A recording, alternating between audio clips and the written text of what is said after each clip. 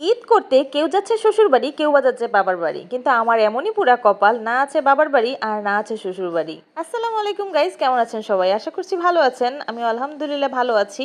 তো এইবারের ঈদে বাড়িতে যাওয়ার কোনো রকম কোনো ইচ্ছা ছিল না। অনেকেই জানেন আমার হাজব্যান্ডের ছোটোখাটো একটা অপারেশন হয়েছে, সেজন্য আমরা চাইছিলাম যে ঢাকাতে ঈদ করতে।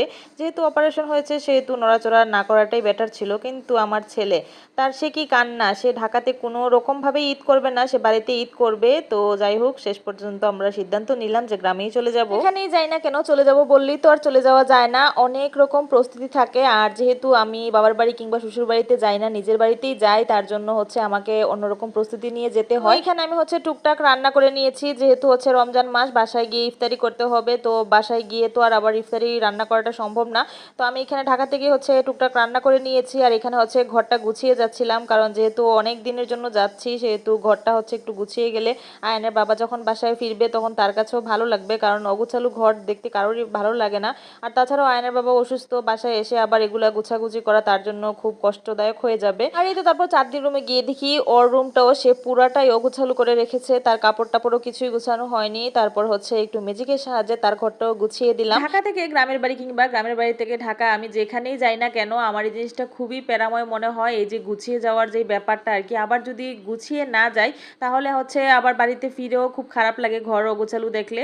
যাই হোক, এখানে বিরিয়ানি রান্না করেছিলাম আজকে, ইফতারির জন্য আর কি বিরিয়ানি রান্না করে নিয়েছি। আর সেহরির জন্য একটু মুরগির মাংসও রান্না করে নিয়েছি, কারণ গ্রামের বাড়িতে গিয়ে আসলে কাজ করাটা আমার জন্য খুবই কষ্টদায়ক হয়ে যায়। যাই হোক, সব ধরনের ক্লান্তি, সব ধরনের অসুস্থতা, কষ্ট সবকিছুকে পিছনে ফেলে ঢাকা শহরকে টাটা বাই বাই জানিয়ে আমরা গ্রামের উদ্দেশ্যে রওনা দিই। এত দুঃখ কষ্টের মধ্যেও সবচেয়ে প্রশান্তির যে জায়গাটা, সেটা গ্রামের বাড়িতে সবাইকে দেখতে পাবো, সবার সাথে ঈদ করব, সবার সাথে ঈদের আনন্দ ভাগাভাগি হবে। আর এই তো আমরা বাড়ি ফিরতে ফিরতে রাত হয়ে গিয়েছিল, ইফতারিটা আমাদেরকে রাস্তায় করতে হয়েছে।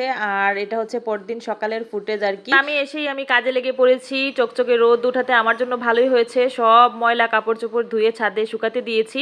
আর ছাদ থেকে দেখছিলাম আমার আতাফল গাছে, মাশাল্লাহ আতাফলগুলো একদম হয়তো পেকেই গিয়েছে, পরিপক্ক হয়েছে বেশ। এখানে জামরুলের ফুল এসেছে, তারপরে ছোট ছোট আমের গুটি হয়েছে। এগুলা দেখেই আমার আসলে অনেক বেশি আনন্দ লাগছিল, তো আমি এগুলোর ভিডিও করে নিচ্ছিলাম আর কি। আর এই তো আমার শখের বাড়ি, এই বাড়িতে ইনশাল্লাহ এবার ঈদে আমি ভিডিও করব, আপনারা অবশ্যই ভিডিও পাবেন। আর এই তো প্রথম দিকে আমার হাতে যে সবেদাগুলো দেখেছিলেন, এই সেই ছোট্ট সবেদা গাছ।